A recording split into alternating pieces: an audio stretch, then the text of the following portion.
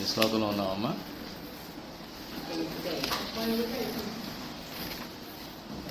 31 అయింది. కరెక్ట్.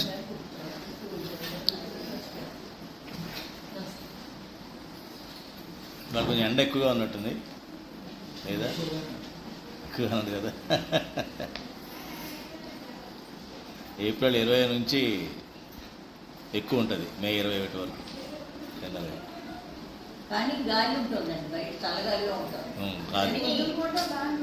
బాగుంటుంది, మంచిది. అందుకనే మేము బయటకు రాగలం. చదవండి. భూత భవ్య భవనాద పవన పావనో నలః కాంత కామ కామప్రద ప్రభు. భూత భవ్య భవత్, ఇది ఆల్రెడీ మనకి మొదటి పద్యంలో మొదటి శ్లోకంలోనే వచ్చింది కదా. 32వ శ్లోకం. భూత భవ్య భవన్నాథ. ఇదే మొదటి శ్లోకంలో ఏం చెప్పుకున్నాం? మొదటి శ్లోకంలో సహస్రనామ మొదటి శ్లోకంలో ఏముంటుంది? భూత భవ్య భవత్ ప్రభు అని ఉంటుంది. మొదటి శ్లోకం చూస్తే మీరు సహస్రనామంలో మొదటి శ్లోకం విశ్వం విష్ణు భూత భవ్య భవత్ ప్రభు కదా. అది ఇక్కడ అదే భూత భవ్య భవన్ నాథ, రెండు ఒకటే. అంటే భూతం అంటే భూతకాలం, భవ్యం అంటే భవిష్యత్ కాలం, భవత అంటే జరిగిపోయింది, జరుగుతున్నది. భవత అంటే ఇప్పుడు జరుగుతున్నది, భవ్య అంటే జరగబోతున్నది. ఇవన్నీ కూడా నాథ, అధిపతి, కాలానికి అధిపతి ఆయనే. కాబట్టి నిన్నేం జరిగినా, ఇవాళ ఏం జరుగుతున్నా, రేపు ఏం జరగబోతున్నా, వీటన్నిటికీ కూడా ప్రభు ఆయనే. అలాగే భావించాలి మనం. కాబట్టి నిన్నేదో బాగా జరిగింది, ఇవాళ అంతా బాగోలేదు, రేపు ఎలా ఉంటుందో, ఇటువంటి ఆలోచనలు ఏమీ రాకూడదు. అంతే కదమ్మా. మనం మన ఇంట్లో ఉన్నాం, హాల్లో ఒకలా ఉంది, డైనింగ్ రూమ్లో ఒకలా ఉంది, లేకపోతే బెడ్రూమ్లో ఒకలా ఉంది అనుకుంటామా? అనుకోం. రాత్రి బాగానే ఉంది, తెల్లారి బాగోలేదు, మధ్యాహ్నం బాగుంది అనుకుంటామా? అనుకోం. ఎందుకని మన ఇంట్లో ఉన్నాం. అలాగే భగవంతుడు ఈ కాలం అనేటటువంటి ప్రభు అయినటువంటి పరమాత్మ యొక్క కనుసన్నల్లో మనం నడుస్తూ ఉన్నాం అని ధ్యానం చేయాలన్నమాట. పవనః, పవనం. పవనం అంటే ఏంటి? గాలి. ఎందుకని దానికి పవనం అన్నారు? పవిత్రం చేస్తుంది. గాలి పవిత్రం చేస్తుంది అన్నమాట. పావనః, అదే పవనః పావనః అంటే పరిశుద్ధం చేసేటువంటి పవనుడు ఆయనే. అదేమిటండి మరి? అప్పుడు దుర్గంధమైనటువంటి వాసన వస్తుంటుంది కదా వాయువులో వాసన ఎప్పుడు రాదు. ఆ దుర్గంధాన్ని అది తీసుకుపోతుంది ఎక్కడికో, ఆ రకంగా అక్కడ పవిత్రం చేస్తుంది. సో అట్లా పవిత్రం చేసే శక్తి ఎవరిది? పరమాత్మదే. గాలిదేవుడి ఆ శక్తి నాది అనుకున్నాడా పతనం అయిపోతాడు. అది మనం తెలుసుకున్నాం కదా ఒక కథలో. ఏం కదా? కేనోపనిషత్తులో అక్షరధామంలో, ఢిల్లీ అక్షరధామంలో ఆ కథ లైట్ అండ్ సౌండ్ షో ద్వారా, లేజర్ షో ద్వారా చూపిస్తారని కూడా అనుకున్నాం. గుర్తుందో లేదో మీకు? యక్షుడు, ఇంద్రుడు రాక్షసుల మీద విజయం సాధించి విర్రవీగిపోతుంటారు. దేవతలందరూ కూడా విర్రవీగిపోయి నా గొప్ప, నే గొప్ప అని అనుకుంటూ ఉంటారు. నేను అప్పుడు అట్లా చేయబట్టి ఇలా యుద్ధం గెలిచాము, నేను చేయబట్టి గెలిచాను, ఇట్లా గాలి వాయుదేవుడు, అగ్నిదేవుడు, అందరు దేవతలు, పంచభూతాల దేవతలు కూడా విర్రవీగిపోతున్నారు. వరుణుడు, వీళ్ళందరూ కూడా విర్రవీగిపోతుంటే అప్పుడు గమనించాడు పరమాత్మ. వీళ్ళు అహంకారం పెరిగిపోయింది. వీళ్ళకి అహంకారం పెరిగితే ఏమవుతారు? అసురులలో ఏమవుతారు? అసురులు అయిపోతారు. అప్పుడు అసురులకి వీళ్ళకి తేడా ఉండదు. సో అటువంటి వాళ్ళు కూడా దారి తప్పే అవకాశం ఉంటుంది. కాబట్టి పరమాత్మ అప్పుడప్పుడు వచ్చి వారిని దారిలో పెడుతూ ఉంటాడు. అప్పుడు ఈయన వెళతాడు. వీళ్ళందరూ మంచి పార్టీ చేసుకుంటూ ఉంటారు లోపల. దేవతలందరూ కూడా ఎవరు గొప్పలు చెప్పుకుంటూ ఉంటారు, చప్పట్లు కొట్టుకుంటున్నారు, చాలా గొప్పలు చెప్తున్నారు, శాలువాలు కప్పుకుంటున్నారు, బొకేలు ఇచ్చుకుంటున్నారు. అని అప్పుడు మళ్ళీ నీ గొప్పతనం చెప్పండి, నేనే గొప్ప అని చెప్పుకుంటూ ఉన్నారు. అన్ని రకాలుగా జరిగిపోతున్నాయి. ఇక బయట పరమాత్మ వచ్చాడు. వచ్చిన తర్వాత ఎవరో వచ్చారంటే గాలిదేవుడు బయటకు వెళ్తాడు. ఎవరు ఎవరు వచ్చాడు బయట అంటే వాయుదేవుడు వెళ్తాడు. వీళ్ళు ఏం కావాలంటే మీరు చాలా గొప్పవారని తెలిసింది, ఇక్కడ చాలా మహానుభావులు ఉన్నారట కదా, అంత గొప్పవారా మీరు అంటే అందులో అనుమానం ఏముంది, మేము అంత పెద్ద యుద్ధం చేసి మేము గెలిచాము, అందరం దేవతలము, నన్ను వాయుదేవుడు అంటారు అంటే నీ గొప్పతనం ఏమిటయ్యా అంటాడు. అసలు నేను నా శక్తి పెరిగే కొద్దీ కూడా దేన్ని చుట్టేస్తానంతే, ఎంత పెద్దదాన్ని ఎగరగొట్టేస్తాను. నా వలయంలోకి వచ్చాడు అంటే వచ్చింది అంటే అది ఇంకా ఉండే సమస్య లేదు, పెకిలించేస్తాను అని చెప్తాడు. చెప్తే అప్పుడు అంత గొప్పవాడు అని చెప్పేసి గడ్డిపోచ తీసుకొచ్చి నేను పెడతాడు అక్కడ. ఈ గడ్డిపోచని కదుపు కొద్దిగా అంటాడు. గడ్డిపోచని నన్ను కలపమంటావు, నేను అంత మార్పరుస్తున్నావు, నా గొప్పతనం ఇప్పుడు ఏమనుకుంటున్నావు, అసలు సరిగ్గా విన్నావా లేదా నేను చెప్పింది, నన్ను ఏమైనా గేలి చూస్తున్నావా అని చెప్పేసి అని అలా అంత ఎందుకు లేవు సరే దీన్ని ఈ గడ్డిపోచని కదుపు చాలు, ప్రగల్భాలు అవసరం లేదు, కొంచెం గొప్పవాడు ఒప్పుకుంటాను, ఈ గడ్డిపోచని కదిపితే చాలయ్యా, నువ్వు చాలా చెప్పావు కదా అంటే సరే అని గడ్డిపోచని అక్కడ పెడితే ఉప్పు అంటాడు, కదలదు. చిన్న గాలి సృష్టిస్తాడు, కదలదు. చిన్న తుఫాన్ క్రియేట్ చేస్తాడు, కదలదు. పెను తుఫాను క్రియేట్ చేస్తాడు, కదలదు. ఇంక మనవాడికి తన శక్తినంతా ఉపయోగిస్తాడు, కొంచెం కూడా గడ్డిపోచ కదలదు. సిగ్గుపడిపోయి లోపలికి వెళ్ళిపోతాడు. ఏమిటంటే ఎవరో వచ్చాడు, వాడు ఎవడు గడ్డిపోచ పెట్టాడు, నన్ను గాలికి వాయుదేవుడిని అంటే సరే నువ్వు చాలా గొప్పవాడు కదా అని లోన్ చెప్పుకుంటున్నారు, గొప్పతనాలు చెప్పుకుంటున్నారు, వింటున్నాను నేను, కొంచెం దీన్ని నేను కదల్సవాయా అన్నాడు. కదల్చలేకపోయానంటే అవునా ఏమిటది పద నేను అగ్నిదేవుడు పంపిస్తాడు, ఇందులో నువ్వు వెళ్ళవాయా అంటాడు. అది కాల్చి పడేస్తాడు కదా, గొడవ ఉండదు, ఏదైనా కాల్ చేస్తాడు. సరైన వాడిని పంపిస్తే అగ్నిదేవుడు బయటికి వెళ్ళాక అతను కూడా ఇలాగ అడగడం జరుగుతుంది. వాడు కూడా ఆ గడ్డిపోతను ఏమీ చేయలేకపోతాడు. ఇట్లా అందరూ కూడా వెళ్తారు, అన్ని రకాలుగా భంగపడి వచ్చేస్తూ ఉంటారు.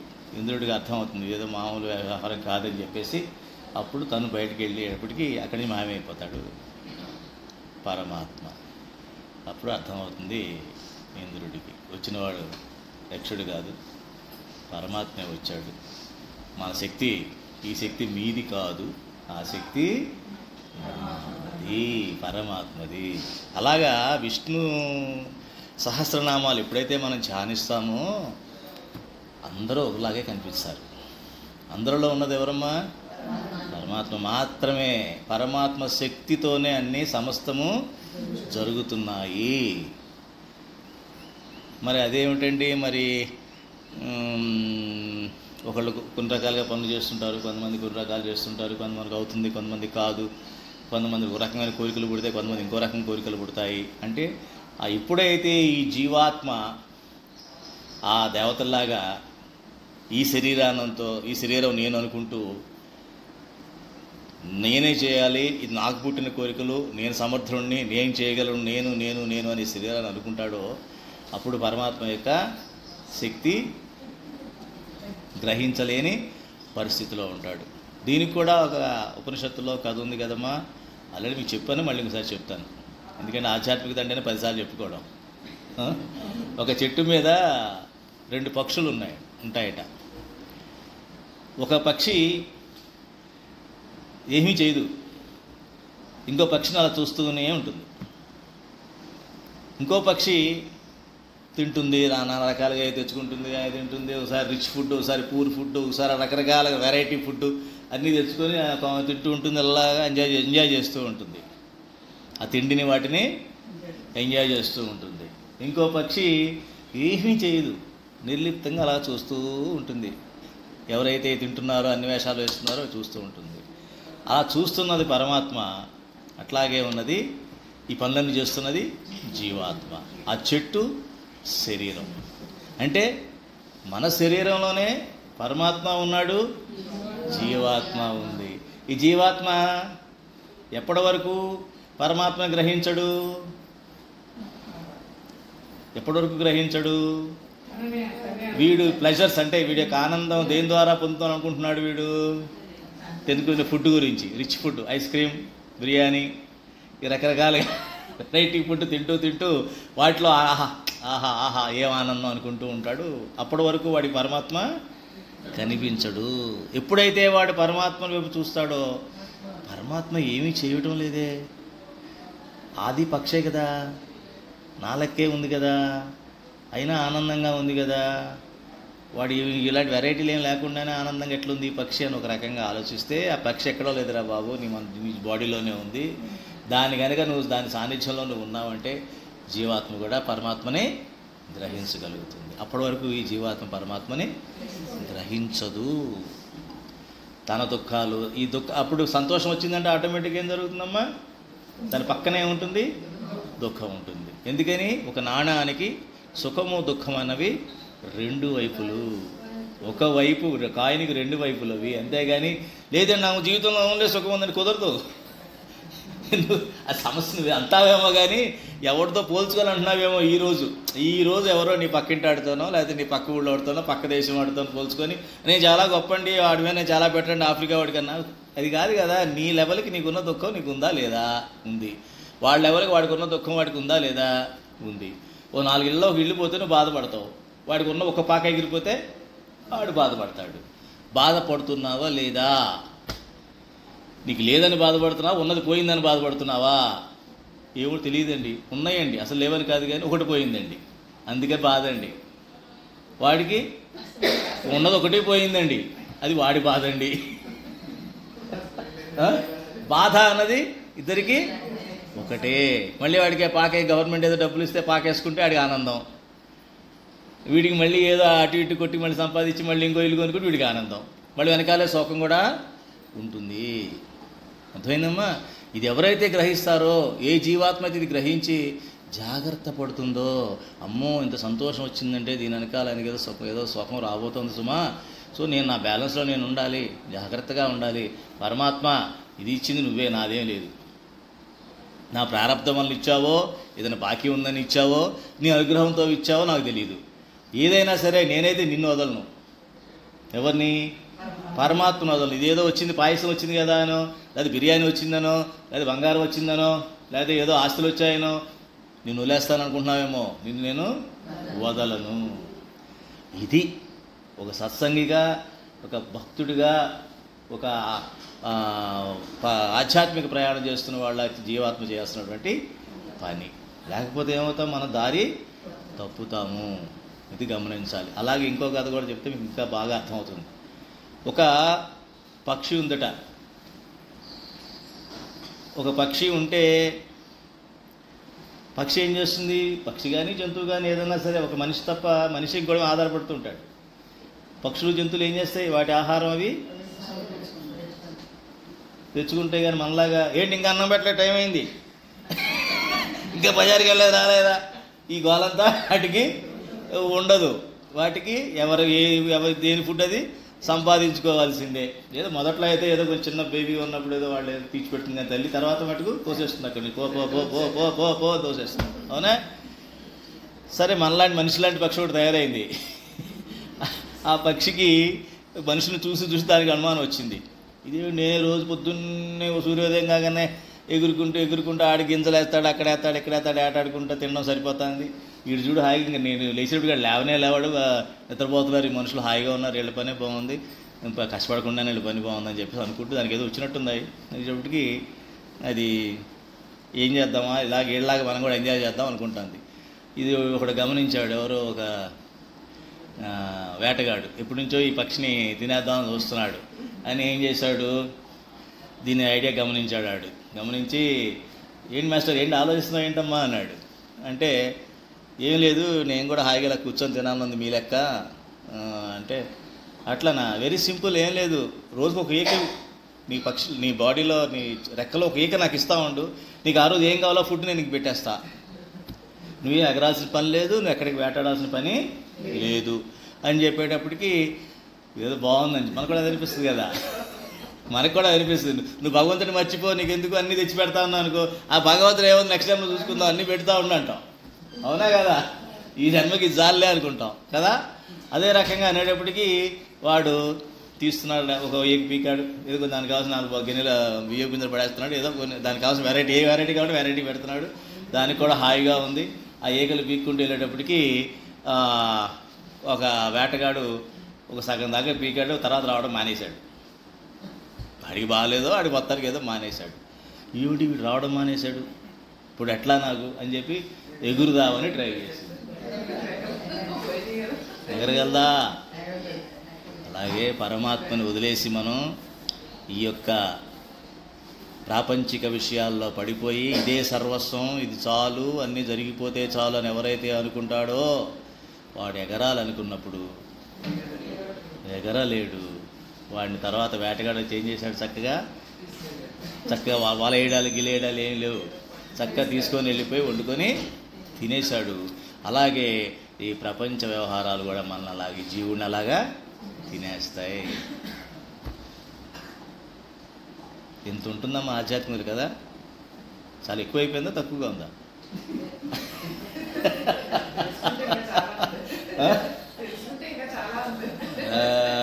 చూసారా ఆధ్యాత్మికత ఎంత చక్కనిగా ఉంటుందో? మనం అప్రమత్తంగా ఉండాలని చెప్తున్నాను అనమాట, అంతమించి ఏం లేదు. ఆధ్యాత్మికత అప్రమత్తంగా ఉన్నవాడు వాడు ప్రపంచాన్ని జయిస్తాడు కదా. మనకి వేదాల్లోనే ఉంది కదా, ఎవరైతే మనసును జయిస్తారో వాడు ప్రపంచాన్ని జయించినట్లు లెక్క. ప్రపంచాన్ని ఎవడ పక్కింటి ఉన్నా ఆడిని ఈ ఊరు ఉన్నా ఇప్పుడు యుద్ధం జరిగిపోతుంది, ఆడింటి వాడు పొడుస్తాడు, ఆడిని పొడుచుకుంటాడు, ఇది కొట్టుకుంటారు కదా మొత్తాన్ని. ఆ రకంగా కాదు, ప్రపంచాన్నే జయించగలిగిన వాడు మనసు జయించిన వాడితో సమానం.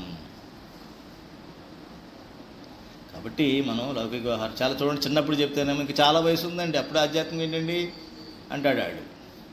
సరే బాగా పెద్ద వయసు వచ్చేది చెప్తే ఇప్పుడు ఇంకేముందండి అయిపోయి, ఇప్పుడేం అర్థం అవుతుంది, ఏం అర్థం కాదండి, అసలు ఏం అర్థం కాదండి. ఇప్పుడు ఎందుకండి ఇంకా ఇంకెప్పుడు ఓపిక ఎందుకు ఉండదు? ఉంటుంది. యూట్యూబ్లో ఉంటాయి కదా, ఓటీటీలో ఉంటాయి. కూర్చున్న సీరియల్ తర్వాత అత్త ఏం చేసింది, అది కోడలు ఏం చేసింది, ఏం నడుస్తూ ఉంటాయి. మళ్ళీ 6ంటికి ఇప్పుడు సీరియల్ ఉందనుకోండి పొరపాటున ఏదన్నా, ఎక్కడున్నా సరే మళ్ళీ మైండ్ అక్కడికే పోతుంది. కాబట్టమ్మా ఇటువంటి ఎందుకు చెప్తారంటే మనం అర్థం చేసుకోవడం కోసం చెప్తారు. ఒకసారి అర్థమైన తర్వాత ఆ పక్షిలాగా చెట్టు మీద ఉన్న పక్షిలాగా జాగ్రత్త పడాలి. పరమాత్మను చూసిన తర్వాత ఆనందాన్ని పొందడం మీకు ఎప్పుడైతే రుచి కలుగుతుందో అప్పుడు మీరు వదలరు. నేను ఎంత చెప్పినా, భగవంతుడు నా చేత ఎన్ని చెప్పించినా మీకు ఆ రుచి తగలందే మీరు దాని నుంచి అర్థం చేసుకోలేరు అమ్మా. టైం పట్టదు, టైం అన్న భగవంతుడే.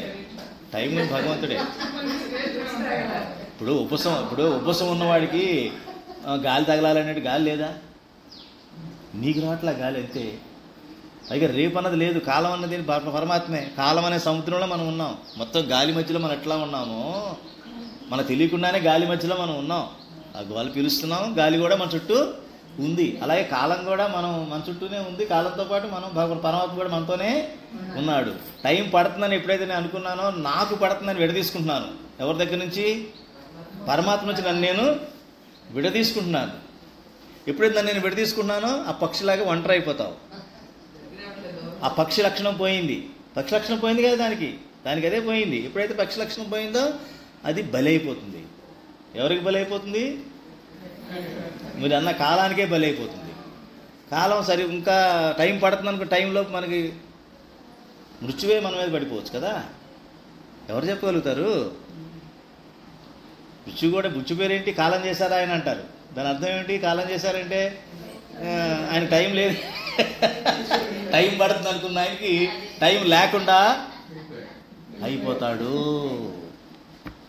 ఇది చిన్న సూక్ష్మాలమ్మా ఇవన్నీ వాడుక భాషలో మనం కొన్ని పదాలు అనుకోకుండా అలవోకగా వాడేస్తాం, కానీ దాంతో మన మైండ్ డిస్టర్బ్ అయిపోయింది మనకు తెలియకుండా. అందుకనే సత్సంగానికి పదే పదే పదే పదే రావడం కారణం ఏంటంటే పాత భాష, పాత వాడుక భాష, పాత ఆలోచన విధానం, పాత మన సంఘం అంటే జనాలు తిరుగుతాం, అవన్నీ కూడా చాలా కరుడుగట్టి ఉండిపోయినాయి మన యొక్క మెదడులో. మనసు అందుకే ఒప్పుకోదనమాట. అందుకే సత్సంగానికి వెళ్ళగా వెళ్ళగా వెళ్ళగా వెళ్ళగా నెమ్మదిగా అదంతా తుప్పంతా వదిలిపోయి మనకి షార్ప్గా తయారవుతుంది మన గొడ్డల లాంటి చాకు అనుకోండి. అది చాకు ఇప్పుడు ఇంకొంది కత్తి ఉందనుకోమ్మా, దాన్ని అప్పుడప్పుడు సానపట్టాలని చెప్పా కదా నేను. ఆ సానే సత్సంగం. సానపట్టడం మానేసి ఒకవేళ ఒకసారి తుప్పు పడుతుంది, ఒకసారి కొన్ని తుప్పు పడుతూ ఉంటాయి. తుప్పు ఏ స్థాయికి వెళ్ళిపో. తుప్పు అంటే ఏంటి? తినేసిందని, పనిచేయదని కాదు, తినేసిందని. ఆ యొక్క ఏదైతే కత్తి యొక్క ఇనుము ఉంటుందో ఇనుముని కూడా అది తినేసింది. సానబట్టిన ఉపయోగం ఉందా? ఉపయోగం ఉండదు. అప్పుడు తుప్పట్టిన దాన్ని సానబట్టలే ఉపయోగం ఉండదు. ఆ స్థాయికి వెళ్ళిపోతారనమాట. ఎప్పుడైతే ఆ స్థాయికి వెళ్ళిపోతారో దాన్ని ఏం చేస్తాం? అటువంటి తుప్పట్టిన కత్తిని ఏం చేస్తాం? ఉంచుకుంటామా? ఇది అనవసరాన్ని వదలబడేసి కొత్తది కొనుక్కుంటాం. సానబట్టే ప్రయత్నం చేస్తామా? చెయ్యము. అలాగా జీవాత్మని సానపట్టాలనే స్థితికి పట్టుకెళ్ళిపోయిన తర్వాత పరమాత్మ కూడా మనల్ని వదిలేస్తాడు. పరమాత్మ కూడా మనల్ని వదిలేస్తాడు. వీడి ఈ బుద్ధి బ్లంట్ అయిపోయింది. బుద్ధి అన్నది వీడిది ఒక రకమైన మంద బుద్ధి అయిపోయింది. ఏ చిన్న సూక్ష్మాన్ని గ్రహించలేనటువంటి, ధర్మ సూక్ష్మాన్ని గ్రహించలేనటువంటి దౌర్భాగ్య స్థితికి వీడు వెళ్ళిపోయాడు. వీడికి ఇంకా అర్థం కాదు వీడికి అని చెప్పేసి వదిలేస్తాడు. అది అనాథంగా అయిపోతుంది అనమాట. కాబట్టి జాగ్రత్తగా మీరు మననం చేసుకుంటూ ఉండాలమ్మ. సత్సంగాన్ని చేసుకుంటే చాలా ఈజీ, కష్టమైన విషయమే కాదు. అది మనం గమనించాల్సింది. కామహ అనలహ. అనలహ అంటే అగ్ని. అగ్ని కూడా పవిత్రం చేస్తుంది కదా. అగ్ని కూడా పవిత్రం చేస్తుంది. కామహ అంటే మన్మధుని నశింపజేసేవాడు. అంటే ఏంటి? మన్మధుడు అంటే ఏమిటి? వ్యామోహము, భ్రమ, ఆకర్షణ, కోరికలు, వీటిని మన్మధుడు. మన్మధుడు యొక్క ఇదేమిటి ఆయుధం ఏంటంటారు? అది బాణం. బాణం. బాణం దేంతో చేయబడి ఉంటుంది? ఇదండి ధనుస్సు. ధనుస్సు దేంతో చేస్తాడు? చెరుకు గడ. చెరుకు గడ అనమాట. చెరుకు గడతో 5 బాణాలు వేస్తాడు, పూల బాణాలు. చెరుకు గడ అంటే ఏంటంటే అందులో ఉన్న మాధుర్యం. ఈ 5 బాణాలు అంటే పంచభూతాలు. ఈ పంచభూతాలు అనే వ్యామోహాల్ని 5 మన మీద జీవుడి మీదకి కొడతాడు. ఎప్పుడైతే జీవుడి మీద కొడతాడో ఆటోమేటిక్గా వాడు ఆ మాధుర్యంలో పడి తేనెలో పడ్డ ఈగలాగా కొట్టుకుంటాడు. ఆ తేనెలో పడ్డ ఈగలో ఉన్నవాడిని సంరక్షించేది ఎవరు? ఆయనే. అట్లా చేసింది కూడా ఎవరు? ఆయనే, పరమాత్మే. మన్మదహ ఆయన కూడా మనకే అటువంటి కోరికలు కలిగించేవాడు కూడా ఆయనే. కానీ కామహ నశించిపోయేసాడు కదా ఆయనే. కాబట్టి మనలో కామాలు, కోరికలు పోవాలంటే ఎవరి వల్ల సాధ్యం? పరమాత్మ వల్లనే సాధ్యం. అందుకనే మనం విష్ణు సహస్రనామాలని, సత్సంగాలని తిరుగుతూ ఉన్నాం. ఎందుకని? ఆయన్నే పట్టుకోవడానికి వీలుగా, పరమాత్మ నన్ను వదలకుండా ఉండేలాగా చూసుకుంటే ఆయన ఎప్పుడన్నా మన దారి తప్పినా టప్పని చెంపదెబ్బ కొట్టి మళ్ళీ మనకి లాక్కొస్తాడు. కామకృత్ కోరికలను కలిగించేది కూడా ఆయనే. కాంతః అంటే మిక్కిలి ఇష్టమైన రూపం కలవాడు. అది అంటే కోరికలు మనకి ఎందుకు వెళ్తున్నాయి? మనం ఆకర్షించబడతాం. మనం ఆకర్షించబడినప్పుడు ఆ కోరికగా మారి దాన్ని పొందాలి, ఆ వస్తువుని పొందాలనేటువంటి కోరిక మనలో పుడుతుంది. అన్నిట్లోనూ పరమాకర్షితుడైనటువంటి వాడు ఎవరు? పరమాత్మ. ఎప్పుడైతే ఆ పరమాత్మ ఆకర్షణ కనుక నీ కనుక అలవాటు పడ్డావంటే ఈ మిగతా ఆకర్షణలు, మిగతా రూపాలు, మిగతా విషయాలు, మిగతా ఇవన్నీ కూడా మనల్ని చెలింప చేయలేవు. కాబట్టి కాంతుడు, కాంతః అంటే మిక్కిలి ఇష్టమైన రూపం కలవాడు. అందుకని ఎవరైతే భగవంతుడి రూపాన్ని ఆనందించగలుగుతారో, ఆనంద పరవశులవుతారో ఆ పరమాత్మను చూసి, అప్పుడు మనకి పరమాత్మ అర్థమైనట్టు లెక్క. ఇంకేమీ కానీ మనం పెద్ద ఇంట్రెస్ట్ క్రియేట్ చేయవు. అది ఆ స్థాయికి మనం ఎదగాలన్నమాట. మన లక్ష్యం ఏంటంటే మనం అటువంటి స్థాయికి మనం ఎదగాలి. పరమాత్మ నామం విన్నా, పరమాత్మ జపం విన్నా, పరమాత్మ సత్సంగం చూసినా, పరమాత్మ యొక్క మందిరానికి వెళ్ళినా, లేదు అంటే పరమాత్మ యొక్క గుణాలని చుట్టూ ప్రతి చోట నేను పరికించి ప్రతి దాంట్లోనూ పరమాత్మ చూడగలిగేటువంటి స్థితిలో నేనున్నా కూడా నాలో ఆనందం అనేది వస్తుంది తప్ప పరమాత్మ కాని వస్తువు ఏది చూసినా కూడా నాకు అంత ఆనందం రాదు. రానప్పుడు ఏం చేస్తాం? పరమాత్మ వదులుతామా? వదలం. అట్లా కామప్రదః కోరికలు కలిగించేవాడు. కామః అంటే తనే కోరిక. ఆ కోరిక అన్నది కూడా ఆయనే. ఎందుకని? భోక్త ఎవరమ్మా? పరమాత్మే కదా. మనలో భోక్త ఎవరు? పరమాత్మే. చాలా రుచికరంగా ఉంది మనం తింటున్నాం, కానీ నిజంగా దాన్ని అనుభవించిన వాడు ఎవరు? పరమాత్మే. మనలో ఉన్నటువంటి పరమాత్మే భోక్త. కాబట్టి ప్రభువు, పరిపాలకుడు ఆయన. ఈ రకంగా మనలో కోరికగా ఉండి, కోరికలు కలిగించేవాడుగా ఉండి, కోరికలు ఎటు కలగాలో మనకి జ్ఞానాన్ని ఇచ్చి పరమాత్మ వైపే మన కోరికలు మళ్ళీ ఎలా చేయగలిగి అంటే దివ్యమైన రూపాన్ని దర్శించగలిగేటువంటి శక్తిని మనకి ఇస్తాడు ఆయన. మిగతా రూపాలన్నీ ఏంటమ్మా దోషపూరితంగా ఉంటాయి. ఇప్పుడు నచ్చొచ్చు, రేపొద్దున మళ్ళీ ఆ రూపం నచ్చుద్దని గ్యారంటీ లేదు. దాన్ని ఏమంటారు, అందుకే ఏమంటారు వాటిని బాహ్య ఆకర్షణలు అంటారు, బాహ్య మాయా అంటారనమాట. అదే పరమాత్మ ఆకర్షణ ఎట్లా ఉంటుంది, ఈరోజు నచ్చింది మళ్ళీ రేపు నచ్చదు, మళ్ళీ ఎల్లుండి నచ్చదు అనే విషయం అలాగేమీ ఉండదు. ఎందుకని అది దివ్యమైన రూపం, ఎటువంటి దోషాలు దాంట్లో ఉండవు. ఎప్పుడైతే నువ్వు ఆ రూపంతో ఉంటావో నీకు నీ యొక్క దృష్టి కానీ, నీ యొక్క శ్రవణం కానీ, నీ యొక్క పంచ ఇంద్రియాలు కూడా దోషపూరితంగా మానేసి దివ్యభరితమై ఉంటాయి. ఎప్పుడైతే దివ్యభరితమై ఉంటాయో మీలోంచి ఒక తేజస్సు ప్రసరిస్తుంది బయటికి. ఆ తేజస్సే మిగతా వాళ్ళకి హాయినిస్తుంది, మిగతా వాళ్ళకి ఒక రకమైన మంచి అనుభూతిని కలుగజేస్తుంది. అంతకుమించి పెద్ద సూత్రం ఏమీ లేదు. కాబట్టి ఎవరైతే పరమాత్మ యొక్క సన్నిధిలో, పరమాత్మ యొక్క దీంట్లో ఉంటారో వారి దగ్గర మాత్రమే మనకి మంచి అనుభూతి, హాయి అనే అనుభూతి కలుగుతుంది తప్ప మిగతా ఎక్కడా కూడా మన హాయి అనే అనుభూతి రాదు. హాయ్ అంటారు, అది వస్తుంది, కానీ హాయి అన్నది మనకి కలగదు. కాబట్టి ఆ హాయిని మనం పొందే ప్రయత్నం ప్రతిరోజు, ప్రతి క్షణం కూడా మనం చేయాలి. ఏమ్మా, ఇది ఈ యొక్క భావన, ఇక్కడ ధ్యానం చేయాల్సిన పద్ధతి ఇది. అంటే మనలో ఏదైనా కోరిక వచ్చినా కూడా ఆ కోరికని మనం చూడాల్సిన పని లేదు, తీసిపాడాల్సిన పని లేదు. ఎందుకంటే కోరిక కూడా భగవంతుడే అని చెప్తున్నాడు. కోరిక కలిగించేది ఆయనే, కోరిక తీసేసేది కూడా ఆయనే, కోరిక ఎక్కడ కలగాలో కూడా చెప్పింది కూడా ఆయనే. కాబట్టి కోరిక ఎక్కడ కలగాలో చెప్పాడు. కాబట్టి ఇది తుచ్చమైన కోరిక, ఇది అనవసరం, నాకు కావలసినటువంటి కోరిక అటువంటి దివ్య రూపాన్ని, పరమాత్మని దర్శించడమే.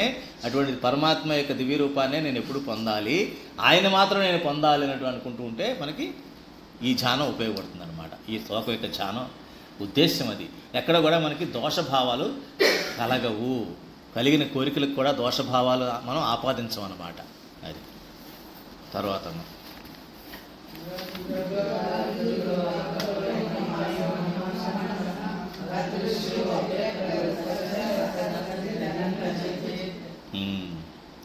యుగాదికృత్, యుగముల ప్రారంభమును కల్పించువాడు. యుగాలు ప్రారంభించిన వాడు ఎవరమ్మా? పరమాత్మ వలనే యుగాలు మొదలయ్యాయి. అలాగే యుగ ఆవర్తో, యుగ ఆవర్తో అంటే యుగ ధర్మములను కాలచక్రముగా నిర్మించినవాడు. యుగ ధర్మములను కాలచక్రముగా నిర్మించాడనమాట. అంటే ఏమిటి? మనకు తెలిసి ఎన్ని యుగాలు ఉన్నాయి? 4 యుగాలు. ఏమిటవి? ముందు దోపరం కాదండి, కృతయుగం, కలియుగం. ఇవి యుగాలు. వీటిలో ఒక్కొక్క యుగానికి ఒక ధర్మం అనేది పెట్టాడు ఆయన. మనం అనుకుంటాం మనం కలియుగంలో పుట్టాం ఇప్పుడు అనుకుంటాం, కానీ అన్ని యుగాల్లో ఉండుంటాం మనం, అన్ని యుగాల్లో మనం ఉండే ఉంటాం. ఆ యుగ ధర్మాన్ని మనం సరిగ్గా నిర్వర్తించలేదు కాబట్టి దొర్లుకుంటూ ఇంకో యుగంలో పుట్టి, మళ్ళీ అప్పుడు కూడా జ్ఞానం రాక మళ్ళీ ఇంకో యుగంలో పుట్టి, అప్పటికీ జ్ఞానం రాక మళ్ళీ కలియుగంలోకి వచ్చి, కలియుగంలో ప్రస్తుతం యొక్క అజ్ఞానాన్ని చెప్పక్కర్లేదు, అది అనుభవిస్తున్నాం కాబట్టి ఈ రకంగా యుగాలను ఆయన పుట్టించాడు. అంతే కదమ్మా. అంటే ప్రతి యుగంలోనూ కూడా మిగతా యుగాలు ఉండవా అంటే ప్రతి మనిషిలోనూ 4 యుగాలు ఉంటాయి. మళ్ళీ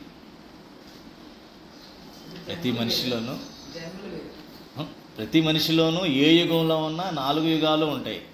ఏ రకంగా? సత్వ, రజ, తమో గుణాల్లాగా మనలో ఉంటాయి. 3 గుణాలతో. అంటే 4 యుగాల్లోనూ ఎలా ఉంటాయి అంటే ప్రపోర్షన్గా ఉంటాయి. ఒకటి గుణంలో, కృతయుగంలో ఏంటంటే అసలు ఈ 3 ఉండవు. వాళ్ళు ముక్త స్థితిలోనే ఉంటారు ఆల్మోస్ట్. కొద్దిగా దోషాలు ఉంటాయి. సత్వగుణం కూడా ఉండదు. సత్వగుణం వచ్చేటప్పుడు త్రేతాయుగంలో సత్వగుణం ఎక్కువ ఉంటుంది. ద్వాపరంగా వచ్చేటప్పటికి రజోగుణం, తమోగుణం. కలియుగంగా వచ్చేటప్పటికి అసలు ఏ గుణం ఉంటుందో కూడా తెలియదు. అసురు గుణం అనమాట. తమో గుణం ఉంటుంది. తమో రజోగుణాలు విపరీతంగా ఉంటాయి. అక్కడ కొద్దిగా తక్కువ ఉంటాయి. ధర్మం కొంచెం నిలబడుతుంది, సత్వం కొంచెం ఉంటుంది అనమాట. అదే ఉదాహరణ చెప్పే కదా మీకు. రామాయణంలో మందర కూడా ఉంది కదమ్మా.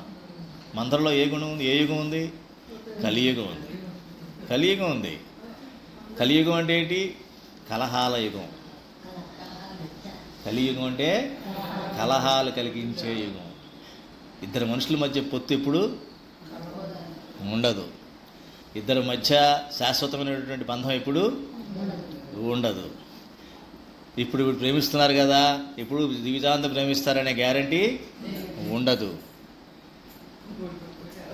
ద్వేషిస్తారు కదా అంటే వారి మీద ద్వేషం ఇంకోటి మీద ప్రేమగా మారొచ్చు.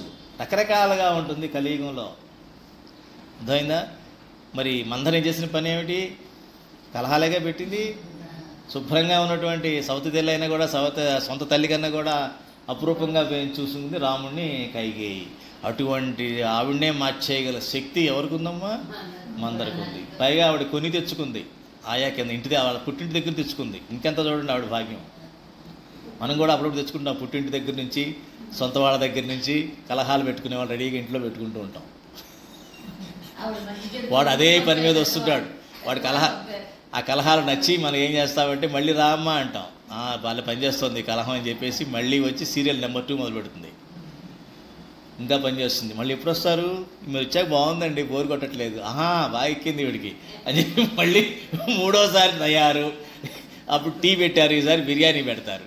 నెమ్మదిగా ఇంట్లో పొగొస్తూ ఉంటుంది. ఆ పొగ తర్వాత నిప్పు వచ్చా కనబడదు, కాలిపోయి ఉంటుంది ఆల్రెడీ. ఇదేమిటి వచ్చి వెళ్ళిపోయింది, పొగే వచ్చింది కదండి, బూడిద ఉంటుంది అక్కడ. ఈ మధ్యలో నిప్పు వచ్చే సంగతి మనకి తెలియదు. అంత ఆటోమేటిక్గా అయిపోద్ది.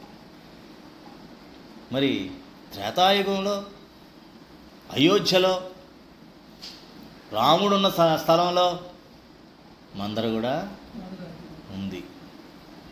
చూడండి ఎంత అప్రమత్తగా ఉండాలో. ఏమ్మా అలా సంబంధించిన గొడవ ఉండదు మనకి అని మీరు అడిగారు. జనరల్గా మన వాళ్ళు అంటూ ఉంటారు అన్నమాట, రాముడికి తప్పలేదంటే రాముడిది అవతార రహస్యం అమ్మ.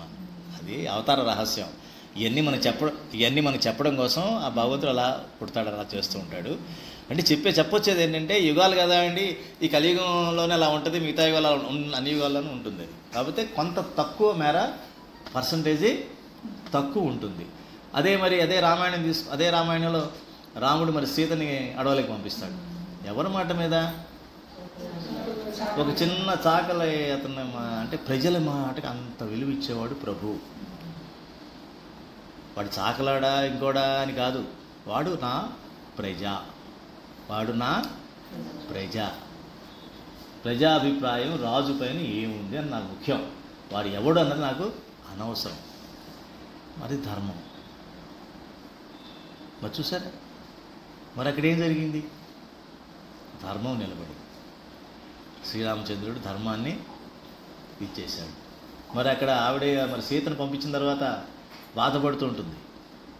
ఆ లక్ష్మణుడు చెప్పిన తర్వాత ఎట్లాంటి బాధపడుతుంటే, ఎందుకు బాధపడుతున్నారు అని అంటే, నేను బాధపడుతుంది ఏంటంటే నన్ను పంపించారని కాదు, నన్ను పంపించేసి శ్రీరామచంద్రుడు ఎంత బాధపడుతున్నాడు. ఆయన ధర్మాన్ని నిర్వర్తించాడని గర్వంగా చెప్తుంది. అని హస్బెండ్కి చెప్పుద్దాను, కౌరు పంపిస్తుంది, ఆయన ఏం బాధపడొద్దని చెప్పండి. చూసారా, అది అటువంటివి నేర్చుకోవాలి మళ్ళీ అక్కడి నుంచి. మరి మందర అక్కడ పుట్టింది. అదే రామాయణంలో మరి రావణ లంకలోకి కూడా ఉన్నాడు. ఎవరు? విభీషణుడు. అదేమిటి, రాక్షసుల మధ్యలో విభీషణుడు అటువంటి సత్వగుణం ఉన్నవాడు ఉన్నాడు.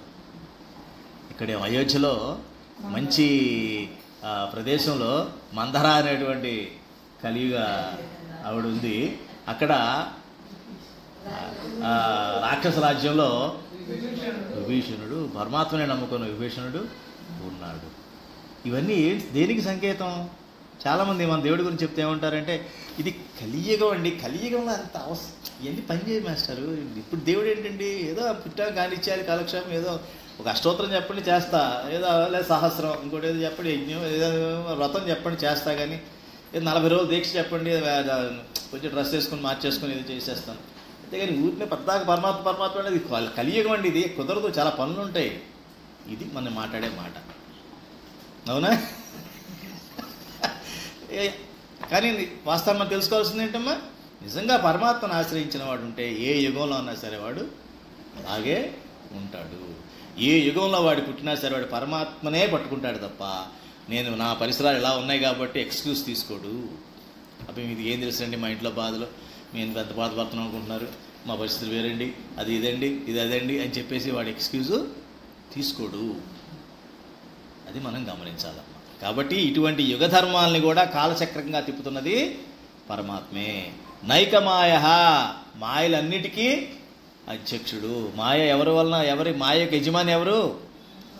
మాయలకి యజమాని ఎవరమ్మా? పరమాత్మే. కాబట్టి మనం మాయ బారి పడకుండా ఉండాలంటే ఎవరిని పట్టుకోవాలి? పరమాత్మ. చూసారా పరమాత్మ ఎన్ని లాభాలు ఉన్నాయో చూసారా? యుగ ధర్మం బారి పడక్కర్లేదు, మాయ బారిన పడక్కర్లేదు, కాలం యొక్క ప్రభావంలోనూ పడవసరం లేదు. ఎందుకని నాకు ఇవాళ బాగోలేదు రేపు బాగుంటుందేమో, నిన్న బాగోలేదు అన్నటువంటి అభిప్రాయమే మనకి రాదు. అలాగే కర్మ ప్రభావం మన మీద పడదు. ఎందుకని? చేసిన ప్రతి కర్మని ఆయన పరమాత్మగా అర్పించి శరణాగతితో నేను ఆ పనిని చేస్తా కాబట్టి తప్పు చేసే అవకాశం కానీ అవసరం కానీ మనకి రాదు. పరమాత్మ నా మనసులో ఉంటే దివ్యమైన భావనే కలుగుతుంది కాబట్టి దోషపూరితమైనటువంటి భావన ఆలోచన వచ్చి నేను పాపం చేసే ఇది నాకు అవకాశం కానీ అవసరం కానీ నాకు కలగదు. ఇన్ని అడ్వాంటేజ్ ఉన్నాయి కదా పరమాత్మ వలన.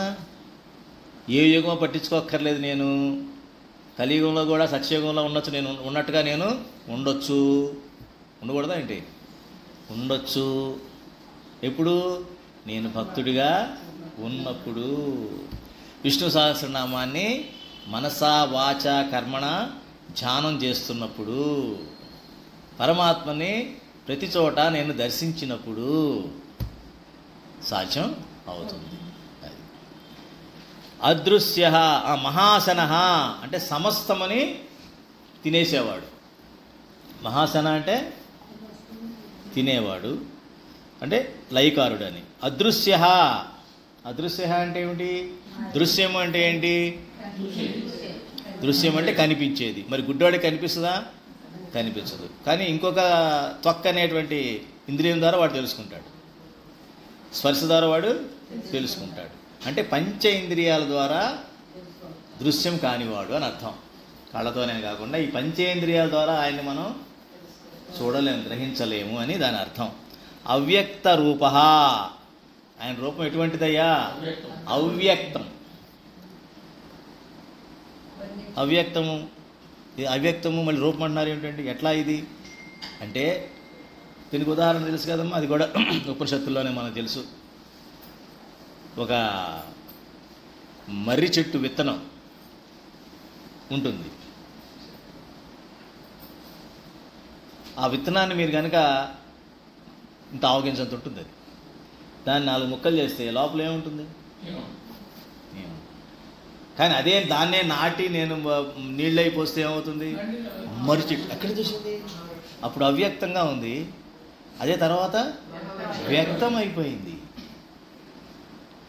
అది అవ్యక్త రూపంలో ఉన్నట్టే లెక్క, ఇప్పుడు వ్యక్త రూపంలోకి వచ్చింది. దీన్ని అర్థం చేసుకుంటే పరమాత్మని ఎట్లాగా అవ్యక్తం నుంచి వ్యక్తంలోకి వస్తున్నాడు, మళ్ళీ వ్యక్తంలోంచి మళ్ళీ అవ్యక్తంలోకి వెళ్ళిపోతున్నాడు అన్న విషయం మనకి అర్థమయ్యి, మనం కూడా మనుషులు కూడా ఎలా వ్యక్తమయ్యి అవ్యక్తం అయిపోయి ఎలా వెళ్ళిపోతూ జీవులు వెళ్ళిపోతున్న క్రమాన్ని మనం పరమాత్మ యొక్క క్రమంగా మనం అర్థం చేసుకొని, ఏదైనా సరే పరమాత్మ యొక్క అంశలే కాబట్టి ఇవన్నీ కూడా, ఇవి కూడా వ్యక్తమవుతుంటాయి, అవ్యక్తం అయిపోతూ ఉంటాయి అనే భావన మనలో వస్తుంది. సహస్రజిత్ అంటే 1000 విధములుగా జయించేవాడు. అనంతజిత్ అనేక విధములుగా జయించువాడు. అంటే దీని అర్థం ఏమిటి? ఎప్పటికీ జయం ఎవరిది? పరమాత్మదే అని చెప్పడం. అంటే నేను పరమాత్మని ఓడిస్తాను అని కానీ, పరమాత్మని ధిక్కరిస్తానని కానీ ఈ బతుకు బతకడానికి దేవుడితో పని ఏముందండి అనేవాడు కానీ అందరూ ఓడిపోయి తీరవలసిందే. వాళ్ళ గెలుపు అన్నది వచ్చే అవకాశమే లేదు అని మనం తెలుసుకోవాలి. అన్ని విధాలుగా జయించగలిగే గుణం ఎవరికి ఉంది? పరమాత్మకి మాత్రమే, కేవలం పరమాత్మకి మాత్రమే ఉంది. అంతేగాని పరమాత్మని కాదన్నవాడు, పరమాత్మని పట్టించుకునేవాడు, పరమాత్మని ధిక్కరించేవాడికి జయం అన్నది ఎప్పటికీ లేదు అన్న విషయం సత్యాన్ని మనం గ్రహించి మనం ఈ కలియుగంలో సత్యయుగ ప్రవర్తనతో మనం ఉండొచ్చు. విభీషణుడు రాక్షసుల మధ్యలోనే అదే లంకలో ఉంటూ ఏ రకంగా తన యొక్క భక్తిని తన యొక్క ప్రపత్తిని మెయింటైన్ చేశాడో మనం కూడా ఉండొచ్చు. లేకపోతే ఏం జరుగుతుంది? పరమాత్మ తత్వంతో ఉన్నాడు కాబట్టి చలించకుండా ఉన్నాడు ఆయన. ఈ విష్ణు సహస్రనామాలన్నీ విభీషణుడికి ధ్యానంలో ఉన్నాయి కాబట్టి. అదే కైకేయి దగ్గరికి వచ్చేటప్పటికి మందర అనే కలియుగాన్ని పక్కన పెట్టుకుంది. కలియుగం అంటే ఏంటి? మాయ ఎక్కువ ఉంటుంది, అంతే కదమ్మా. మాయ ప్రభావం ఎక్కువగా ఉంటుంది. ఏదో మాయ ఒకసారి అలా గాలిలా వచ్చి తగ్గుకుని వెళ్ళిపోతే ఇబ్బందిరా, అమ్మో ఏదో వచ్చిందిరా అనుకుంటాం. ఏదో దుర్గంధంలాగానే అలా వచ్చిందనుకో ముక్కు మూసుకోవడం ఏదో చేసి కాసేపు ఆ దాటేంత వరకు ముక్కు మూసుకుని, మూసినది దాటేంత వరకు ముక్కు మూసుకొని జాగ్రత్తగా మురుకాలు దాటేస్తాం. అలా కాకుండా నువ్వు దాంతోనే నివాసం ఉంటున్నావు. ఏదో రోజు అది మనల్ని పతనం చేస్తుంది. అది గమనించాలి మనం. బాగుంది కదా, మాటలు బాగున్నాయి కదా, ప్రవర్తన బాగుంది కదా, మంచి గౌరవం ఇస్తున్నారు కదా, ఇది బాగానే ఉందిలే. దేనికి బాగుంది? మన పంచేంద్రియాలకి బాగుంది. మన పంచేంద్రియాలకి బాగుంది. ఎట్లాగా? చెట్టు మీద ఉన్న రెండో పక్షిలాగా అప్పుడప్పుడు తెచ్చుకుని ఉంటుంది కదా బ్రహ్మాండంగా. ఆ రెండో పక్షిలాగా దానికి మనకు కూడా ఆనందం బాగానే ఉంది. కానీ అసలు పక్షిని చూడలేదు. అది పరమాత్మను చూసినప్పుడు దానికి తిన్నా తినకపోయినా, ఏది తిన్నా ఏది తినకపోయినా దానికి ఆనందం మటుకు ఉంటూనే ఉంటుంది. అది మనం గమనించాలి. అది ఇంకో శ్లోకం చదవచ్చేమో.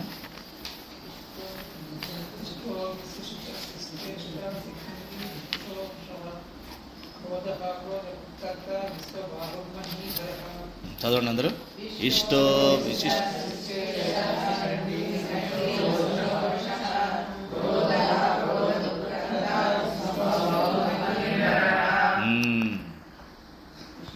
ఇష్ట, ఇష్టమైనవాడు.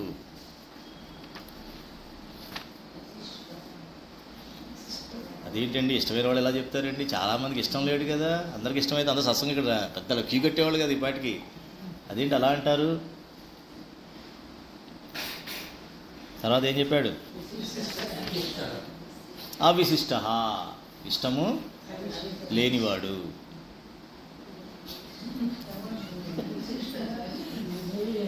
ఇష్టం ఉన్నవాడు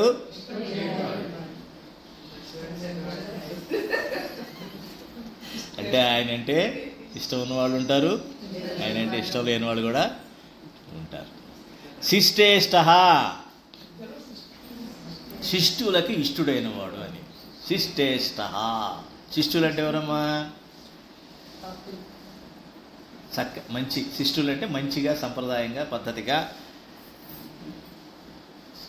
మంచి వాళ్ళకి సత్పురుషులు అనమాట. సత్పురుషులకి మాత్రం ఇష్టమైన వాడు. శిఖండి, శిరోజములు ఖండింపబడిన వాడు. ఏమండి? శిరోజములు ఖండించినటువంటి శిరం గలవాడు అని అర్థం. దీనికి ఇక్కడ భాష్యం ఏం చెప్తున్నారంటే, సూర్యగోళం మనం కనుక తీసుకుంటే, సూర్యగోళాన్ని పరమాత్మ యొక్క ప్రతీకగా మనం భావించినట్లయితే ఆయన తేజస్సు అంతా మనం భరించగలమా? సూర్యుడి మొత్తం తేజస్సుని మనం భరించగలమా? మన వల్ల కాదు. సూర్యలోకం ఎక్కడో ఉంది. సూర్యలోకానికి భూలోకం మధ్యలో ఇంకెన్నో లోకాలు ఉన్నాయి. ఆ దగ్గరగా ఉన్న లోకంలో ఉన్న వాళ్ళు భరించగలరేమో, కానీ మనం ఇంత దూరంలో భూమిపైన ఉండటం మొత్తం తేజస్సుని మనం భరించలేము. దానికి ఉదాహరణగా చెప్తారు ఇక్కడ. అంటే ఆ కిరణాలని, ఆయన తేజస్సుని ఖండించేసేసి ఈ భూమి మీదకి వచ్చేటప్పటికి ఏడు కిరణాలతోనే వచ్చేలాగా. 7 కిరణాలు ఏంటవి? విబ్జిఆర్.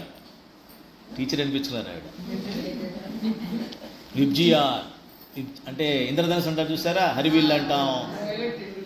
మన యొక్క ఈ సన్లైట్ ఎలా ఉంటుంది, తెల్లగా అనిపిస్తుంది. తెల్లగానే అది కనుక ఒక లెన్స్లో పట్టకంలో కనుక లెన్స్ ద్వారా కనుక మీరు రేస్ కనుక పంపిస్తే ఇది సన్ రేని అది 7 రంగులుగా పడుతుంది. అదే ఇంద్రధనుసు కింద వస్తుంది. ఇంద్రధనుసు అది 7 రంగులు అంటే విబ్జిఆర్ అంటారు. వి అంటే వైలెట్, ఆర్ అంటే చివరిలో రెడ్. అంటే మన దృష్టి అంటే కళ్ళతో మనం చూడగలిగేటువంటి యొక్క లైటు ఈ మధ్యలో ఉన్న లైట్ని చూడగలం. విబ్జిఆర్ అంటే వైలెట్, ఇండిగో చెప్పండి టీచర్ గారు చెప్పండి. IndiGo, blue, yellow, orange and red. విన్నారా 7 ఏమిటో చెప్పండి. అలాగా లైన్లో చెప్పాలి. విబ్జిఆర్. వి అంటే violet, I indigo, B blue, G green, Y yellow, O orange, R red. చమ్మో అందుకే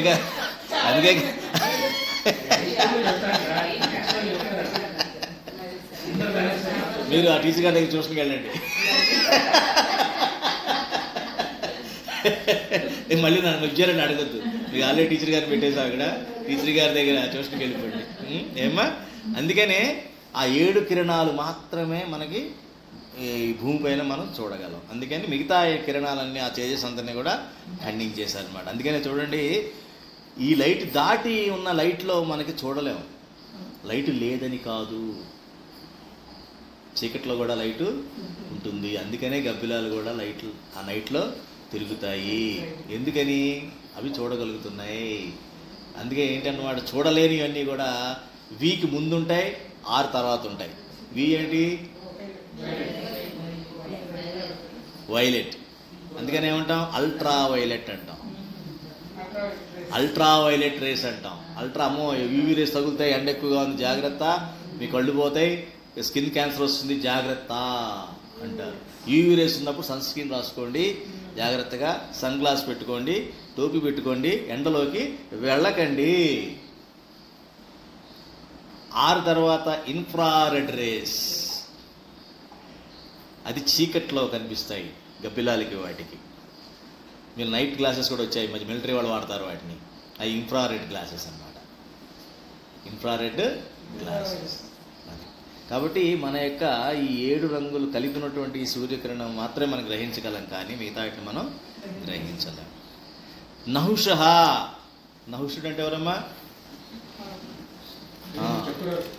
చక్రవర్తి పాములా అయిపోతాడు. ఎందుకు అయిపోతాడు? ఆవిడ చెప్పి పాము అన్నారు, మీరు చక్రవర్తి అన్నారు. ఈ రెండింటినీ కలిపి చెప్తున్నాను. నహుషుడు అన్నవాడు ఒక రాజు, దాదాపుగా 100 పైన అశ్వమేధ యాగాలు చేసి దేవతలకి రాజు అయ్యాడు. కానీ వాడు చేసిన పొరపాటు, అందరూ చేసే పొరపాట్లు ఇయే. అహంకారం పెరిగే కొద్దీ కూడా ఏం చేస్తాడు? ఇంద్ర పదవి పొందుతాడు. ఇంద్ర పదవి పొందాక ఏం చేస్తాడు? అది అసలు పాయింట్కి వచ్చాడు. శచీదేవిని పెళ్లి చేసుకోమంటాడు. అక్కడంతా వ్రతం చెడ్డ ఫలం దక్కదు. కలియుగంలో ఉన్న చండాలం ఇదే, అది గ్రహించండి. కలియుగంలో అన్నీ నాకు వచ్చాయి, ఇప్పుడు విర్రవీగొద్దు. పక్కన ఇలాంటి ఫిట్టింగ్ ఉంటుంది ఎక్కడో చోట, మిమ్మల్ని పడేసేటువంటిది పక్కనే ఉంటుంది. మన మనసు లోపల చొచ్చుకొని రెడీగా ఉంటుంది. ఏమా మరి వాటి చూస్తున్నాం కదా, ఆస్తులు పెరిగే కొద్దీ వైఫ్స్ కూడా పెరిగిపోతూ ఉంటారు. ఎక్కడెక్కడో వైఫ్స్ ఉంటూ ఉంటారు. ఏమిటి దానికి ఏం చెప్తాం మనం? అయినా పాపం అలాగే భరించే ఉంటారు. ఎందుకని? ఏమిటది? అంతే. మరి దానివల్ల వాడు గొప్పవాడు అయిపోయాడా? కాలే. వెళ్ళిపోయాడు. ఆల్రెడీ పాతాళానికి వెళ్ళిపోయాడు. కానీ వాడు మన ఆరాధ్య దైవంగా పూజిస్తాం మనం. చాలా గొప్పవాడండి ఆడని. అది కలియుగంలో గొప్పతనం అన్నది కేవలం పరమాత్మకి ఆపాదించాలి. మీరు బయట ఆకర్షణకి మీరు లోనుగా అయ్యారంటే ధర్మాన్ని తప్పినట్లు లెక్క. మీరు ధర్మాన్ని ఎప్పుడైతే తప్పారో పరమాత్మ దూరం అయిపోయినట్లు లెక్క. అటువంటి వాళ్ళని కనీసం వాడి గురించి చూడడం కానీ వాడి గురించి వినడం కానీ చేస్తే పాపము. చిన్న ఉదాహరణ ఇవన్నీ కూడా. కానీ మనం అదే స్టోరీలుగా చెప్పుకుంటాం, అదే స్టోరీలుగా వింటూ ఉంటాము. నిజంగా మరి బాధపడుతున్న స్త్రీని ఏమనాలి అక్కడ? అవునా కదా? మరి ఇవన్నీ కూడా ఎక్కడ తప్పే? మరి ఓ పక్కన అందరూ సక్సెస్ అని చప్పట్లు కొడుతున్నారు బయట అంతా కూడా, ధర్మబద్ధంగా ఉన్న ధర్మపత్ని బాధపడుతుంది కదా. అంటే పరమాత్మ బాధపడుతున్నాడు కదా అక్కడ. నువ్వు పరమాత్మను బాధ పెడుతూ నువ్వేం సాధించి బయట ఉన్న గొప్పతనం ఎవరికి కావాలి? ఆయన అన్నట్టుగా ఆల్రెడీ వెళ్ళిపోయాడు, పాతాళానికి వెళ్ళిపోయాడు, కలియుగంలో కూరుకుపోయాడు.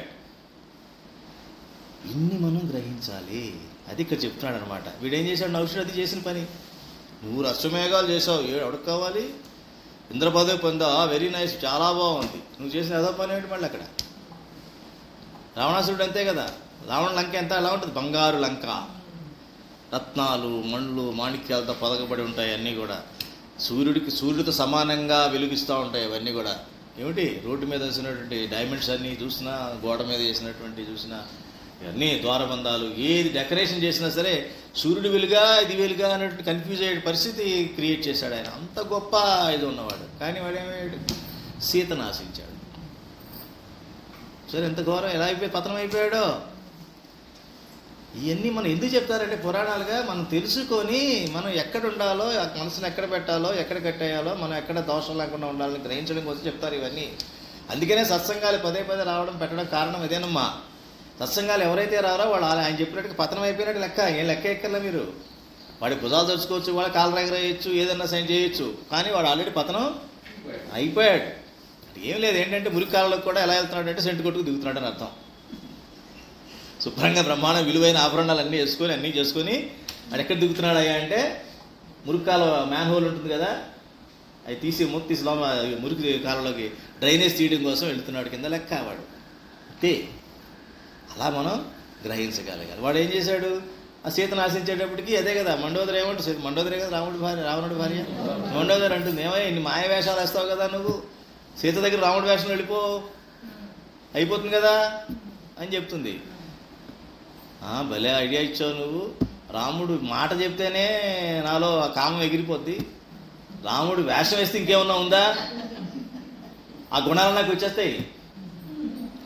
కలియుగంలో కూడా అలాగే అంటారు. ఎవడ దేవుడి పేరు చెప్తే ఎందుకంటే దేవుడు వద్దండి చికాకుగా ఉంటుంది నాకు, ఆ దేవుడు దేవుడు అంటారు మాటి మీరితే. ఎందుకు? నీ గుణాలు అక్కడ వికర్షించబడతాయి. ఆ గుణాలకి నీకు వచ్చేస్తాయేమో నీకు భయం. ఆ గుణాలు నాకు వచ్చేస్తే ఎట్లాగా? నేను కూడా సన్యాసి అయిపోతానేమో, నేను కూడా సాత్వికత పెరిగిపోతామో నాలో, ఈ రజోగుణాన్ని నేను అనుభవించలేనేమో. చాలామంది రాకపోవడం, సత్సంగా రాకపోవడం కారణం అదే కదమ్మా. ఎందుకు రారు? ఎందుకంటే ఆగి ఎంజాయ్ చేయ, ఇదే మాట మాట్లాడతారు. ఆగి ఎంజాయ్ చేయకుండా ఎందుకండి నేను ఇదేగా అందరూ ఎవరన్నా మాట ఇదే అంటారుగా. ఆ ఎంజాయ్మెంట్ మాట ఏంటో ఆడికి అర్థం కాదు, మనకు అర్థం అవుతుంది కానీ వాడికి అర్థం కాదు. వాడిదే ఎంజాయ్మెంట్ అనుకుంటూ ఉంటాడు ఆ పక్షిలాగా. నహుషుడు కూడా అలాగే చేశాడు. అంటే దీని అర్థం ఏంటంటే 100 అశ్వమేధ యాగాలంటే 100 సంవత్సరాల జీవుడి యొక్క ఆయుష్. 100 సంవత్సరాల జీవుడి యొక్క ఆయుష్. నువ్వు 100 సంవత్సరాలు సక్సెస్ఫుల్గా బతికినా ఇప్పుడైతే జీవితాన్ని యజ్ఞార్థంగా చేయకపోతే, భగవద్గీతలో శ్రీకృష్ణ పరమాత్మ చెప్పినట్టుగా ఆ పంచయజ్ఞాలు నిర్వర్తించకుండా ఏదో బతికేస్తే చివరికి పతనం ఏమైపోయాడు? అప్పుడు ఏమైపోయాడు ఆయన? సర్పంగా మారిపోయి అలా నేల మీద కొండ చిలువుగా పడిపోయి ఉంటాడు కదా నహుషుడు. కొండ చిలువుగా శచీదేవి శపిస్తుంది అనమాట. వాడు కొండ చెలువు అయిపోయి పడి ఉంటాడు. ఏదో తర్వాత కొన్ని పుణ్యకార్యాలు చేశాడు కాబట్టి ఎప్పుడుకో ఎవరో పుణ్యాత్ముడు కాలు దగ్గర ఏళ్ళు దగ్గర వాడు మళ్ళీ ఏదో మళ్ళీ మూతకు వస్తాడు, అది వేరే విషయం. కానీ ఆ వైభవత రాదు కదా మళ్ళీ వాడికి. తను తాను తెలుసుకుంటాడు అంతే అప్పటికి ఆ జ్ఞానంతో. అలాగే 100 సంవత్సరాలు నువ్వు సక్సెస్ఫుల్గా ఆయుష్ కంప్లీట్ చేసినా, చాలా గొప్పవాడిగా నువ్వు కలియుగంలో నేను అనుకుంటున్నా, నువ్వు ఎప్పుడైతే నీ యొక్క జీవితాన్ని యజ్ఞార్థముగా చేయలేదో, శరణాగతితో చేయలేదో, అహంకారంతో, అహంభావంతో, ఈర్ష్య, అసూయ, ద్వేషం, లోభం, మోహం, మదం, మాత్సర్యాలతో బతికావో, కర్మలు ఆచరించావో, ఈ 100 సంవత్సరాలు 100 అశ్వమేధ యాగాలు కూడా ఫలితం లేవు, నీకు ఇవ్వవు. బూడిదలో పోసినటువంటి పన్నీరే.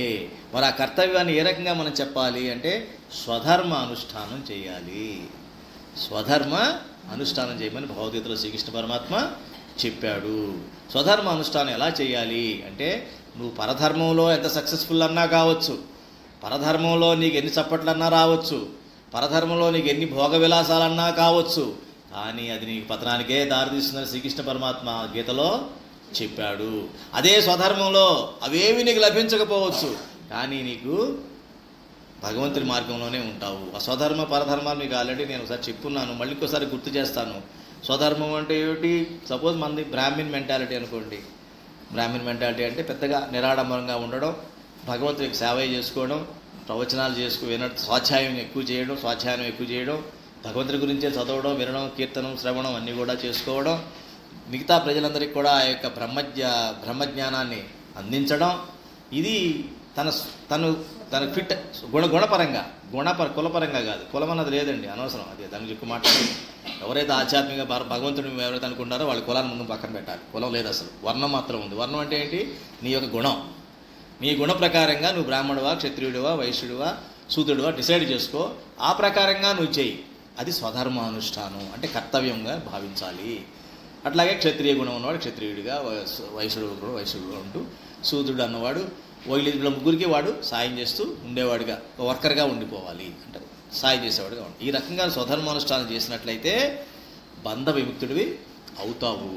లేదు అంటే అదే అజ్ఞానంతో కింద స్థాయిలో పడిపోయి ఒక కొండ చిలువుగా అలాగా పడుంటావు. మళ్ళీ ఏ సత్పురుషుడి యొక్క స్పర్శని కలగాలో, అది ఏ యుగంలో జరుగుతుందో, ఎప్పుడు జరుగుతుందో మనం ఎవరో చెప్పలేము. అప్పటి వరకు ఆ జీవి అలాగా పడి ఉంటుంది. చూడండి నేను చక్కగా చెప్పాడు మహానుభావుడు యొక్క శ్లోకంలో మనకు అర్థమైందమ్మా. తర్వాత వృష అంటే మనం ఆల్రెడీ చెప్పుకున్నాం, వృషభము అని. వృషభం అని తెలుసు కదా. వృషభం ఏం చెప్పుకున్నాం? ఒక శబ్దం నుంచి వాక్కు వస్తుందని, వాక్కు నుంచి ప్రకృతి వచ్చిందని అని మనం చెప్పుకున్నాం. వృష.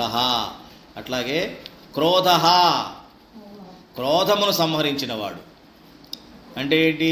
క్రోధముని సంహరించినవాడు అంటే కోపమే రాకుండా, కోపం ద్వారా వచ్చే ఈర్ష్య లేకుండా, అలాగే మనలో అసూయాలు అటువంటివి కూడా లేకుండా, ఒకళ్ళొకళ్ళు బాధ పెట్టకుండా, ఇవన్నీ కూడా మనకి కలిగిస్తూ ఉంటాయి కోపం వల్ల. ఆ కోపాన్ని కూడా బాగొట్టేది ఎవరు? పరమాత్మ. అంటే పరమాత్మ చింతన ఎప్పుడైతే నాలో ఉంటుందో నాలో కోపం అన్నది కూడా రాదు, ఈర్ష్య అన్నది రాదు. ఎప్పుడు కూడా నాకు నిద్ర పట్టకపోవడం అన్నది ఉండదు, చిరాకు పడ్డం అన్నది ఉండదు, అశాంతి అన్నది ఉండదు. ఎప్పుడైతే ఇవేవి ఉండవో అప్పుడు మాత్రమే మనిషి సుఖంగా శాంతంగా ఉంటాడు. కాబట్టి నాలో కోపం వచ్చిన మరుక్షణం పరమాత్మ దీన్ని పోగొట్టగలిగేవాడు నువ్వే సుమా, నువ్వే సుమా అని మనం ఎప్పుడైతే ప్రార్థిస్తామో అప్పుడు ఆ రకంగా అవుతుంది. అయితే ఇలా కోపం వల్ల వచ్చేటువంటి ప్రాబ్లమ్స్ ఏంటమ్మా? క్రోధకృత్, క్రోధాన్ని కల్పించేవాడు. అంటే అర్థం ఏమిటి? క్రోధం ద్వారా వచ్చేటువంటి పరిణామాలను కల్పించేవాడు. ఏమొస్తాయి క్రోధం ద్వారా పరిణామాలు? ఏమొస్తాయి? ఫస్ట్ వచ్చే పరిణామం ఏమిటి? కొట్లాట. క్రోధం ద్వారా ఏమొస్తుంది? కొట్లాట.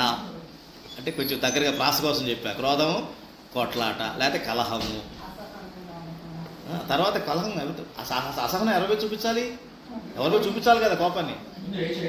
మా ఆమె చూపించుకోనుగా, ఎదుటి ఎవరుంటే వాళ్ళ మీద చూపించాలిగా. అంటే ఏంటి? కొట్లాట. అది కొట్లాట స్టార్ట్. ఆ కొట్లాటతో తర్వాత అది ఇద్దరు మనుషులైతే కొట్లాట, అదే మరి ఇక 4-5 ఉన్నట్లయితే పోట్లాట. పోట్లాట అంటే ఏంటి? ఇక కొన్ని చిన్న చేతికి అందిన ఆయుధాలతో పోట్లాట. ఆ తర్వాత రెండు దేశాల మధ్య ఇప్పుడు జరుగుతుంది ఏమిటి? యుద్ధం. దీనికి అంత ఉందా? లేదు. కాబట్టి క్రోధాన్ని కల్పించేవాడు. ఆ క్రోధాన్ని నేను కనుక అదుపులో పెట్టుకోకపోతే దాన్ని పెంచేది కూడా ఆయనే. దానికి కూడా శక్తి కావాలి కదా. పోట్లాడే శక్తి కావాలి కదమ్మా. నీరసంగా ఉండి పోట్లాడతావా? పోట్లాడు. ఆ శక్తి ఇచ్చేది ఎవరు? పరమాత్మే. కాబట్టి జాగ్రత్తగా ఉండాలి అక్కడ. కర్త అంటే సర్వము చేసేవాడు, నిర్వహించేవాడు ఆయనే. విశ్వబాహు అంటే విశ్వమంతటికి కరముల వంటివాడు. కరముల వంటివాడు. మన ఈ పని చేయాలన్నా ఏం కావాలి, మనం దేంతో చేస్తాం? చేతితో చేస్తాం. సో ఈ విశ్వంలో ఏదవ్వాలన్నా కూడా ఆయన చేతుల ద్వారా జరగాల్సింది తప్ప ఎవరి వల్ల మిగతా వాళ్ళతో అది కాదు. మహీధర, ఈ భూమిని ధరించేవాడు, ఈ భూమిని ధరించినవాడు. మనకి ఎందుకమ్మా బాధ? అప్పుడు భూమి మీద మనం బాధపడతామా? ఈ షర్ట్ నేను వేసుకున్నాను, ఈ షర్ట్ మీద గుండె అని బాధపడద్దా? బాగా హాయిగా ఉంటుంది, నాతో పాటు ఊరేగుద్ది, నాతో పాటు సెంటు పూసుకుంటుంది, నాతో పాటు ఎక్కడికి వెళ్తే అక్కడికి వెళ్తూ ఉంటుంది. అవునా కదా? దానికి ఆనందమే కానీ ఆనందమే కదా. మరి మనకెందుకు బాధ? మహీధర అంటే ఏంటి? భూమిని ధరించిన వాడే పరమాత్మ. అయినా నాలో దుఃఖం ఎందుకుంది? నాకు ఆ యొక్క ఇరుక నాలో లేదు. నేను నాది అని మనం ఎప్పుడు కూడా ఇరుకుగా ఉన్నాము. ఇరుకుగా ఉంటే ఆ ఇరుక మనల్ని విశాలంగా చెయ్యదు. ఇదే ఇరుకులో కుంగి కృషించి మనం అంతమైపోతాము. శుభం భూయాత్. అమ్మా ప్రేయర్ చేసేయండి.